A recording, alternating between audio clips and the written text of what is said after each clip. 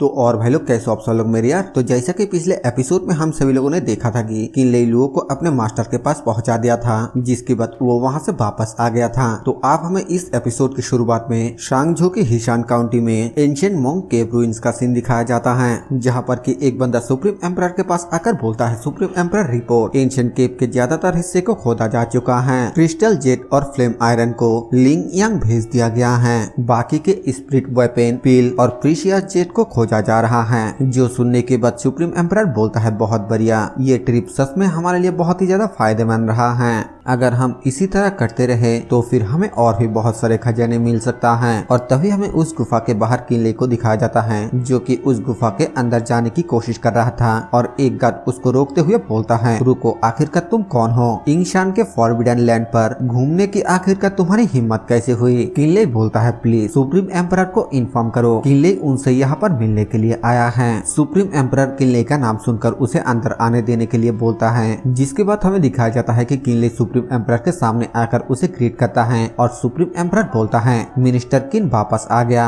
यूनझो के ट्रिप तुम्हारा कैसा रहा? किले बोलता है, सुप्रीम एम्परर के सपोर्ट के लिए शुक्रिया, यूनझो के ट्रिप अच्छा रहा, कोई भी खतरा नहीं हुआ। सुप्रीम एम्परर बोलता है, लेकिन मैंने सुना है कि तुम अपने जर्नी पर बहुत कुछ झेल चुके हो और आखिर में तुम्हारे ठिकाने का कोई भी पता नहीं था और एल्डर टोंग भी वेस्टलैंड पर मारा गया। मिस्टर केन, क्या तुम मुझे इसका एक्सप्लेनेशन दे सकते हो? किनले बोलता है, एक्सप्लेनेशन? ठीक है, तो फिर मैं सुप्रीम एम्परर को ये जरूर एक्सप्लेन करूंगा। और फिर वो गुस्से के साथ बोलता है, टोंग वुशी मरने लायक ही था। उस दिन एल्डर टोंग मेरे साथ एविल स्पिरिट माउंटेन पर गया और हम दोनों के बीच झगड़ा हो गया। एल्डर टोंग को लगा कि मेरा यूनझो के साथ कोई भी रिश्ता नहीं है और वो मुझे मारना चाहता था। लेकिन उसी वक्त यूनझो डिमोनिक रियलम से कोई आया और वो बहुत ही ज्यादा गुस्से में था, जिस वजह से उसने एल्डर टोंग को मार डाला। क्योंकि उन्होंने मुझे मारने की कोशिश की, इसीलिए मुझे लगा कि एल्डर टोंग के मौत बिल्कुल भी गलत नहीं है। इस बात को सुनकर सुप्रीम एम्परर आगे कुछ भी नहीं बोल पाता है और फिर कुछ सोचने के बाद किले से पूछता है, मिस्टर केन, तुम्हारे पास इस बात को सच साबित करने का क्या सबूत है? जो सुनने के बाद किले तुरंत ही अपने पास से उस डेविल सील को बाहर निकल कर दिखाते हुए बोलता है, जरा इस पर एक बार नजर डालिए, ये पर्सनली डीमन लॉर्ड लिंग यू के द्वारा दिया गया डेविल सील है, ये नकली कैसे हो सकता है? सुप्रीम एम्परर उस सील को देखकर काफी ज्यादा हैरानी के साथ अपने मन में बोलता है, उस सील में डेविल लिखा हुआ है। जो लोग यूशुआन रियलम पर नहीं होता है वो कभी भी इस शब्द को नहीं लिख सकता है। तो इसका मतलब यूनझो डिमोनिक रियलम से इस बच्चे का रिश्ता सचमुच सच है। और फिर किले को बोलता है, मिस्टर केन, मैंने तुम्हें बहुत ठेस पहुंचाया है। टोंग उजी ने अपने सीनियर को धमकाने के लिए कानून का उल्लंघन किया, वो मरने के लायक है। मैं उसके पूरे फैमिली को मार डालने का ऑर्डर दूंगा।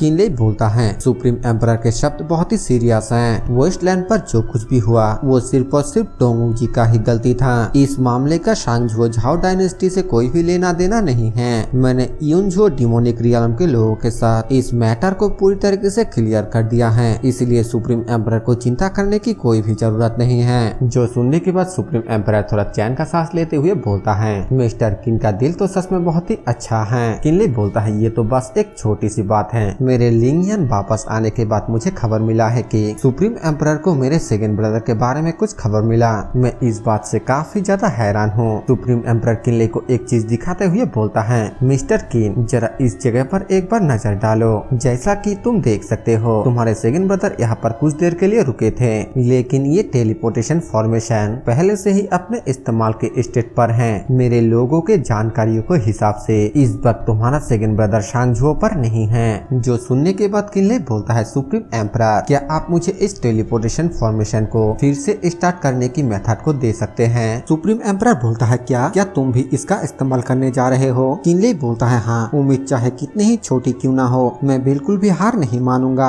सुप्रीम एम्परर, आपको परेशान करने के लिए मैं आपसे माफी मांगता हूँ। सुप्रीम एम्परर किनले को एक स्क्रॉल देते हुए बोलता है, क्योंकि मिस्टर किन ने ये रिक्वेस्ट किया है तो फिर मैं इसे मना नहीं करूंगा। इस स्क्रॉल में टेलीपोर्टेशन के चाबी और टेलीपोर्टेशन के मेथड मौजूद हैं। ये एक खतरनाक ट्रिप है। मैं उम्मीद करता हूँ कि मिस्टर किन इसे सही सलामत पार करे। किनले उस स्क्रॉल को लेने के बाद बोलता है, शुक्रिया सुप्रीम एम्परर। और फिर किनले वहाँ से चला जाता है, जिसके बाद हमें थोड़ी देर बाद का सीन दिखाया जाता है, जहाँ पर कि सुप्रीम एम्परर के पास वही बंदा आकर बोलता है, सुप्रीम एम्परर, आपने उसे टेलीपोर्टेशन के मेथड क्यों दी? अगर हम यहीं पर रुकते हैं और इसको अच्छी तरीके से स्टडी करते हैं तो फिर झाओ का फ्यूचर। और तभी सुप्रीम एम्परर जोर से चिल्लाते हुए बोलता है अपना बकवास बंद करो, आखिरकार तुम जानते ही क्या हो। शांगझू में किनले के रेपुटेशन इतना ज्यादा अच्छा है कि वो मेरे झाओ फैमिली को भी मुसीबत में डाल देता है, और अब जबकि वो खुद ही यहाँ से जाना चाहता है तो फिर एक बेवकूफी होगा जो उसे रोकने की कोशिश करेगा। और तो और टेलीपोर्टेशन फॉर्मेशन में क्या है इसके बारे में हमें कुछ भी नहीं पता है। अगर ये कोई बहुत ही खतरनाक माउंटेन रीच हुआ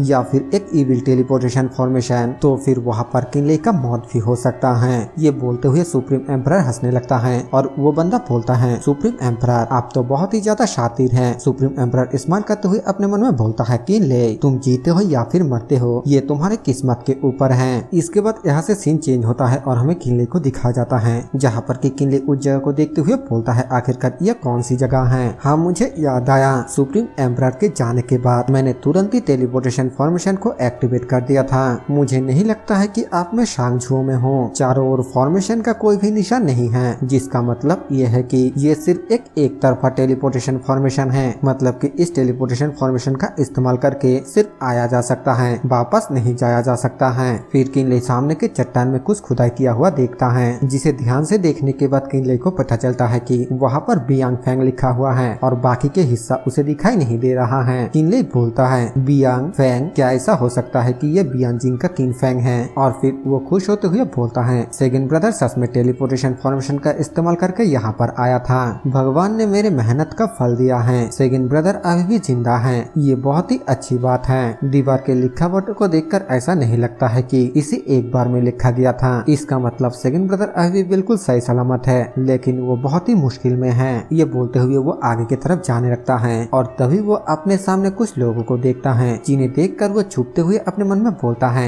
अभी यहाँ पर क्या चल रहा है इसके बारे में पूरी तरीके से क्लियर नहीं है, इसीलिए पहले से ही सावधान रहना बेहतर है। क्या जानकारी हासिल करने का कोई तरीका है? तभी किनले देखता है कि वो बंदा चलते चलते किनले की तरफ आने लगता है, जिसके बाद किनले तुरंत ही उसके पीछे जाकर उसके ऊपर अटैक करके उसको वहीं पर बेहोश कर देता है और फिर लुओ के द्वारा सोल सर्चिंग टेक्निक का इस्तेमाल करके उससे सारा इंफॉर्मेशन ले लेता है। जिसके बाद वो यहाँ से जाते हुए बोलता है मैंने तो बिल्कुल भी नहीं सोचा था कि टेलीपोर्टेशन फॉर्मेशन का दूसरा छोर यूनझो ही था। यूनझो मतलब जहाँ पर की लुओ रहती है। किनले आगे बोलता है और यूनझो के साउथ में यून माउंटेन पर 10 बड़ी गुफाएं भी हैं जो एक दूसरे के साथ जुड़ी हुई हैं, जिसे घोष डोमेन कहा जाता है। यहाँ पर एक खास और बहुत ही सख्त टाइटल है और उनमें से ज्यादातर सोल कल्टिवेटर हैं, जिनमें से है घोष एल्डर, घोष मास्टर, केप मास्टर, गार्डियन, फिर घोस्ट इनबॉय और आउटसाइडर। मिस्टीरियस घोष एल्डर से लेकर घोष मास्टर तक वो सभी बहुत ही पावरफुल एग्जिस्टेंस हैं, लेकिन सोल कल्टिवेटर और डिमोनिक कल्टिवेटर एक ही ओरिजिन से हैं और ऐसा कोई भी नियम नहीं है जिनका उल्लंघन नहीं किया जा सके।